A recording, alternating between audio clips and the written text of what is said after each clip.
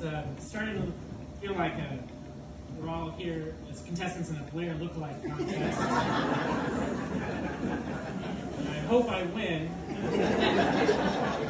I have Josh beat, at least. I'm Blair's son, Nate, or Nathan, or the boy. Thanks for all of those. Life's not fair. It's a saying my sister and I heard a lot growing up. It was usually a response to us asking for a toy at the store, and when mom or dad said no, we complained and said, "That's not fair." Dad would say, "Well, life's not fair." But as we got older, that pearl of wisdom was applied in more meaningful situations.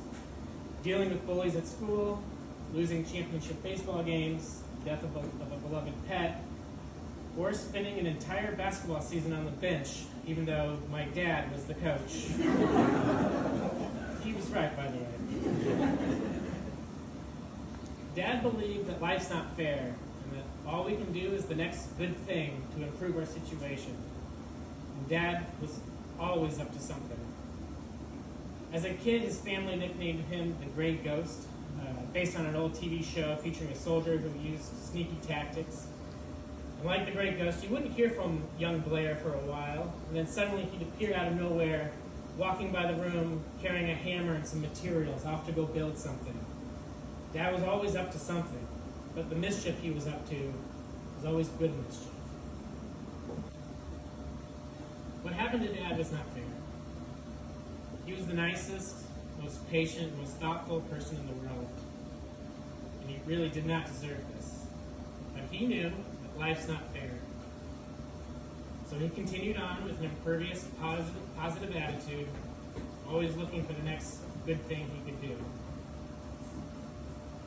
Over the last few years, while battling illness, he continued to run the Elsa General Store, serve as a member of the historic Elsa Foundation, and ran the very successful Elsa Home Tour.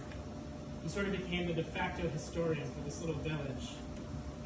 And he did all that while also being a great grandfather to 4 very appreciative grandchildren. When I close my eyes and I picture Dad, I see him sitting at the dining room table, laughing and telling stories. And I didn't know until today how many people realized this, because I kind of thought everyone kind of knew him as a quiet, reserved person. I'm not sure how much everyone knew that Dad was really, really funny.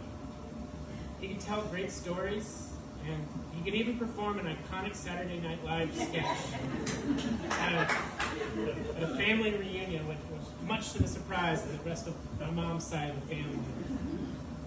He loved comedy, and he understood it on an intellectual level.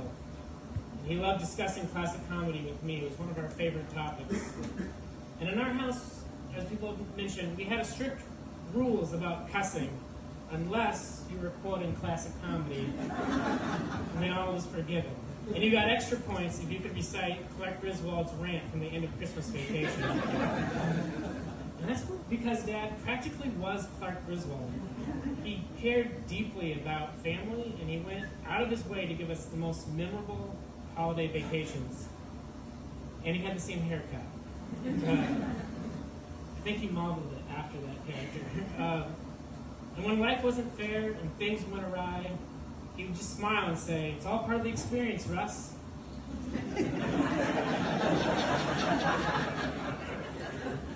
Because nothing was going to stop us from having the happiest Christmas since Bing Crosby tap danced with Danny. Okay, Mom said the rules about cussing are more strict than Memorial Service. So what do we do now? We follow Dad's example, and we do something good to improve the world around us. And we can start small by lifting each other's spirits.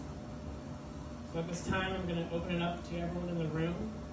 If you'd like to say something, especially if it's a happy or funny memory about Blair, you can stand where you are and tell us your name and how you knew Dad, and then share a story.